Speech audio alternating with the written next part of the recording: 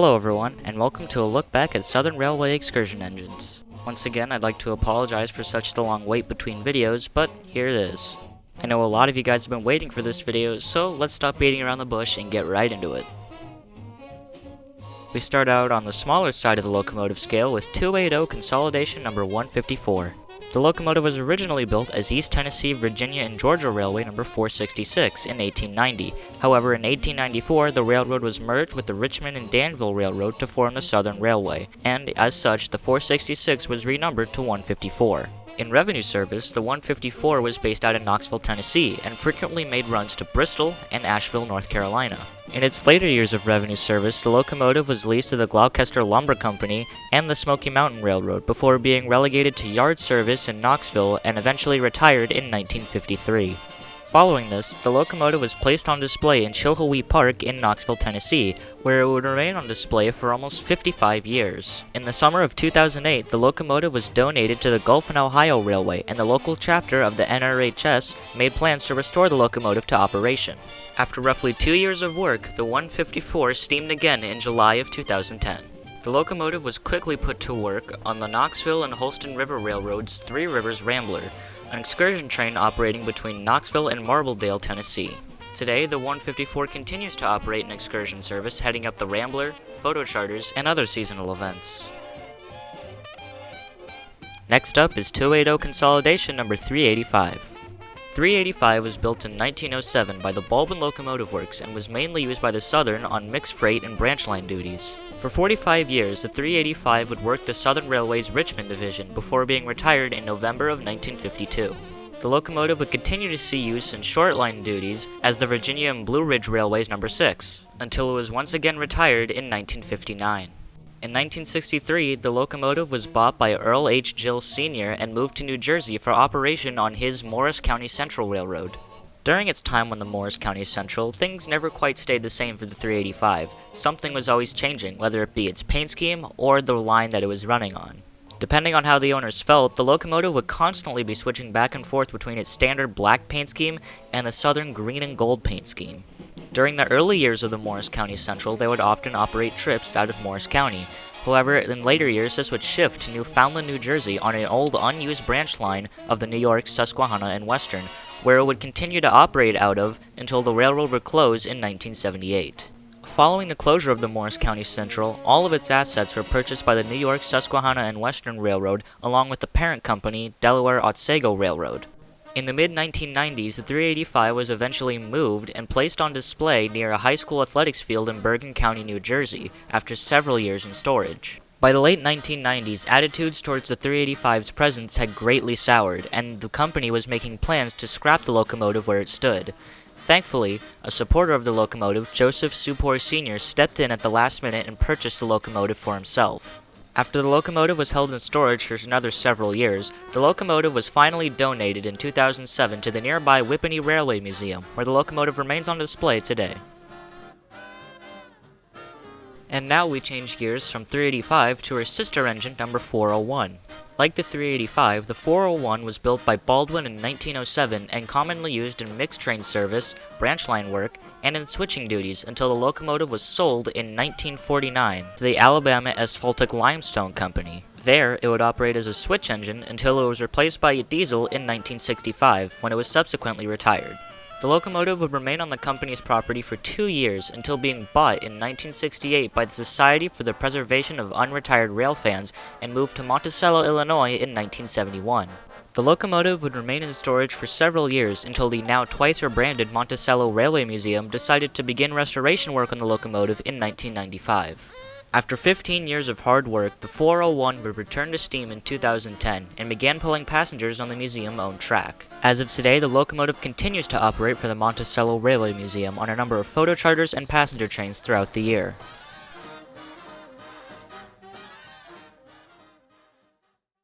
And now, I'd like to cover these next 3 locomotives all at once, because their stories are intertwined so much, and they are so influential in the realm of steam locomotive preservation in the United States.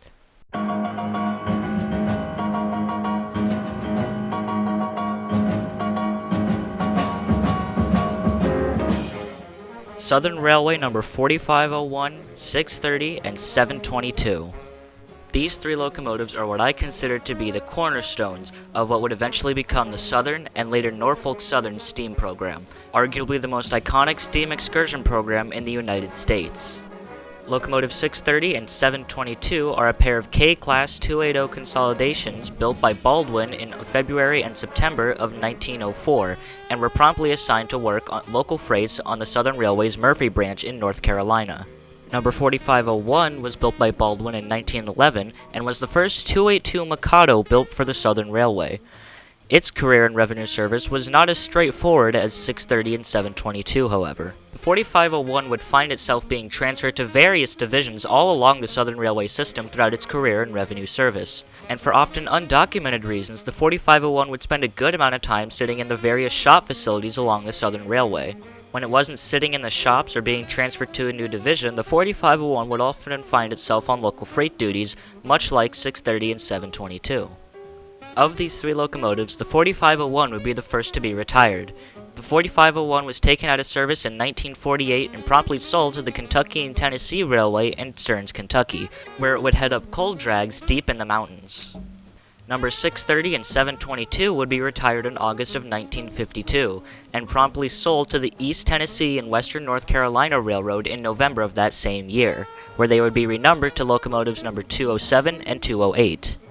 In 1964, the 4501, now renumbered as Kentucky and Tennessee number 12, would be retired in favor of diesel power. Not wanting to see the locomotive go, railfan Paul Merriman bought the locomotive with his own money. After several weeks of volunteer work was spent cleaning and repainting the locomotive, the 4501, with the Southern Railway's blessing, would pull her first excursion train in 1964 when it ran from Stearns, Kentucky to her new home at the Tennessee Valley Railway Museum in Chattanooga, Tennessee, where it would undergo further restoration. The restoration would be completed in 1966, and when the 4501 emerged from the shops, it was adorned in the Southern Railway's iconic Virginia green and gold paint scheme, which it would carry for the majority of its excursion career throughout the rest of the 20th century. The 4501 would then begin operating on excursion trips all throughout the Southern Railway system, and they quickly gained in popularity, so much so that the Southern Railway immediately began looking to buy other locomotives to help with its ever-expanding steam program. At first, the Southern would lease former Savannah and Atlanta 462 number 750. However, when that locomotive wasn't up to the task, the Southern decided to make a deal with the East Tennessee and Western North Carolina Railroad. They would trade 2 diesels for locomotives number 207 and 208 in 1967, and upon being returned to the Southern Railway's property and moved into the Tennessee Valley Railroad Museum's shops, they were renumbered back to 630 and 722.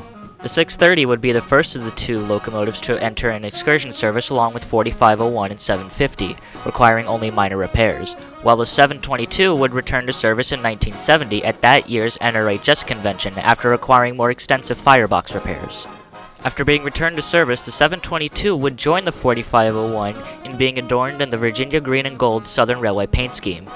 With the 4501, 750, 630, and 722 now all in operational condition, the popularity of the Southern Steam Excursion program would only continue to grow throughout the 1970s and 1980s. So much so that the locomotives were often not up to the task of pulling the now long and heavy passenger trains. So, the Southern Railway had to continue looking for yet more motive power that would be more up to the task. This would end up leading to superpower locomotives seeing use in the Southern Excursion program, such as Canadian Pacific 2839, Texas and Pacific 610, and Chesapeake and Ohio number 2716. As a result of these more powerful locomotives seeing use on excursion trains, the smaller locomotives such as 750, 630, and 722 were no longer needed on the trips, and so some of them were either relegated to use on the TVRM tracks or outright retired from the program entirely, as was the case with 750. In 1982, the Southern Railway and the Norfolk and Western Railway would eventually merge to form the Norfolk Southern Railroad, and the Norfolk Southern would continue to operate their steam excursion program. However, this would lead to the introduction of yet more powerful locomotives for use on trips, such as Norfolk and Western Class J number 611 and Norfolk and Western A Class number 1218. In 1985, the 722's boiler ticket would expire, leaving it unable to operate, and so, in 1992, the Norfolk Southern decided to place the locomotive on display in Asheville, North Carolina.